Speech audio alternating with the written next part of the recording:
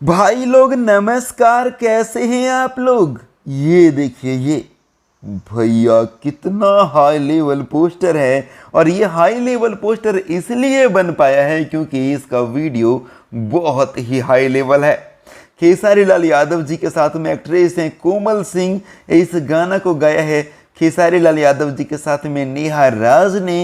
इस गाना का टाइटल है बर्फ जी, बर्फ। और बहुत ही हाई लेवल पोस्टर तैयार हुआ है क्योंकि वीडियो बहुत हाई लेवल है, गाना बहुत हाई लेवल है।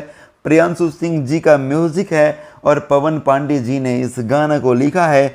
बहुत जल्द रिलीज किया जाएगा बालाजी रिकॉर्ड्स के ऑफिशियल यूट्यूब चैनल पर इस गाना को, इस बवाल वाले वीडियो सॉन्ग को जी।